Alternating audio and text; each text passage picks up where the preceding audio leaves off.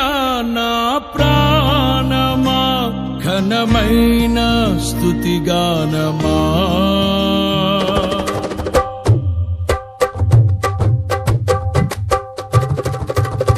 యేసయ్యా నా ప్రాణమా ఘనమైన స్తుతిగానమా.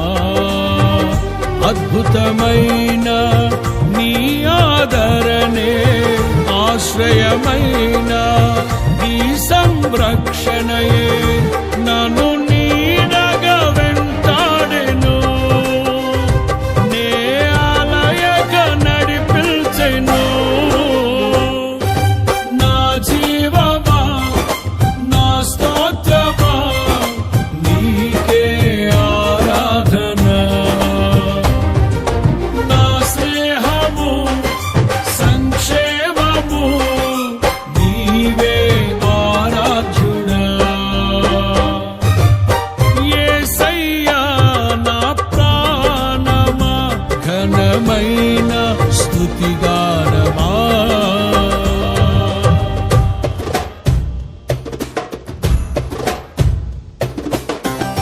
అంటున్నాడు, ప్రయాసపడి భారాన్ని మోస్తున్న సమస్త జనులారా నా ఎదుకు రండి, నేను మీకు విశ్రాంతినిస్తానని యేసుప్రభువు వారు చెప్తున్నారు. యేసుక్రీస్తు ప్రభువు వారు మనిషికి శాంతినిచ్చే దేవుడు. యేసుక్రీస్తు ప్రభువు వారు మనిషికి సమాధానం ఇచ్చే దేవుడు.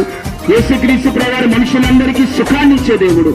యేసుప్రభువు వారు ఆ నెమ్మదిని, ఎందుకంటే ఈ రోజు మన పిల్లలకి మనకి మంచిది ఇవ్వాలని మనం ఎంతో కష్టపడుతున్న తల్లిదండ్రులుగా యేసయ్య కూడా మన పిల్లలను కాబట్టి మనకు నెమ్మదిని ఇవ్వడానికి, మనకు శాంతిని ఇవ్వడానికి ఆయన సిలువలో రక్తాన్ని కార్చాడు. ఆయన సిలువలో ప్రాణాన్ని పెట్టి ఉన్నాడు. యేసు రక్తము ప్రతి పాపము నుండి కూడా మనల్ని ఎంతగానో పవిత్రులుగా చేస్తుందండి. యేసుక్రీస్తు వారికి రక్తము ద్వారా పాప క్షమాపణ కలుగుతుంది. యేసు రక్తము ఎంతటి ఘోరమైన పాపి అయినను ఆయన పరిశుద్ధునిగా చేస్తుంది. కాబట్టి ఈ మాటలు వింటున్న మీరు ప్రభువైన యేసుక్రీస్తు ప్రభువారి యందు విశ్వాసం ఉంచండి, శాంతిని సమాధానమును పొందుకోండి. యేసయ్య సిలువలో రక్తం కార్చి ప్రాణాన్ని పెట్టింది దేని కొరకంటే మనకు శాంతిని ఇవ్వడానికి, మనకు సమాధానం ఇవ్వడానికి. ఈ మాటలు వింటున్న ప్రియులారా, యేసుక్రీస్తు ప్రభువారి యందు విశ్వాసం ఉంచండి, నిత్య రాజ్యానికి వారసులుగా తీర్చబడండి. ఈ ప్రాంతం కొరకు అలా ప్రార్థన చేద్దాం అందరూ.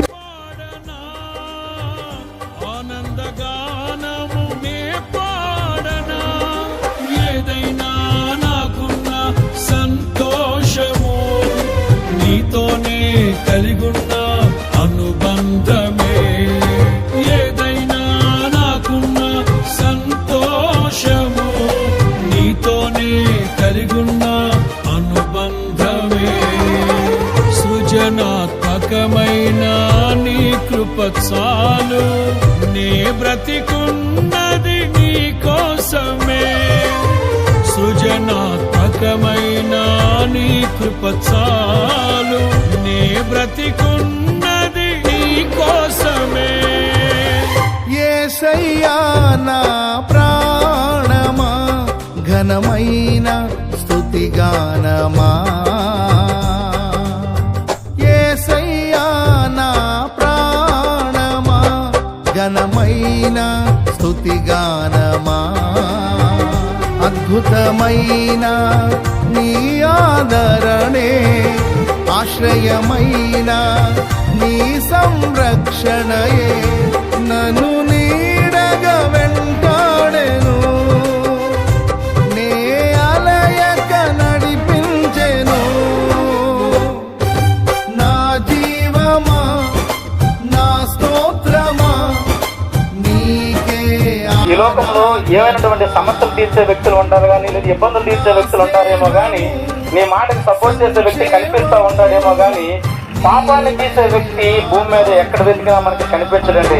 ఆ పాపం పోవాలని మనుషులు అనేక రీతులుగా అనేక విధాలుగా ప్రయత్నాలు చేస్తూ ఉంటారు. అనాది కాలంలో ఉన్నటువంటి పెద్ద ప్రశ్నగా మారిపోయింది, పాపం ఎలా తీస్తాడు, పాపాన్ని ఎవరు తీస్తారు? అసలు నీ పాపం కొరకు నా పాపం కొరకు మానవాళి చేసినటువంటి ప్రతి విధమైనటువంటి తప్పిదము కొరకు దేవుడు నిన్ను నన్ను ప్రేమించడానికి భూమి మీద నరవతారుగా జన్మించడం జరిగింది. ఆయన యేసుక్రీస్తు ప్రభువారు.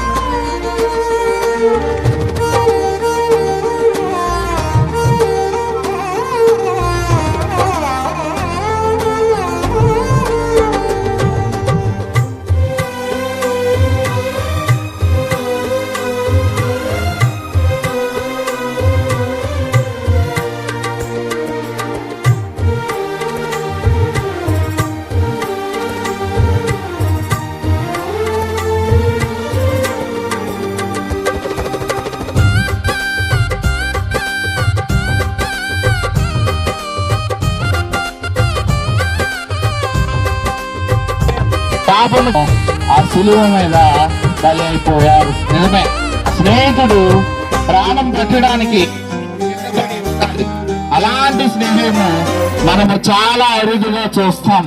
మరి యేసుక్రీస్తు ప్రభు వారు మాత్రము ఈ లోకములో మనుషులందరినీ ప్రేమించారు కాబట్టి, అందుకే మనుషులందరినీ తన స్నేహితులుగా ఎంచుకొని తన ప్రాణం పెట్టి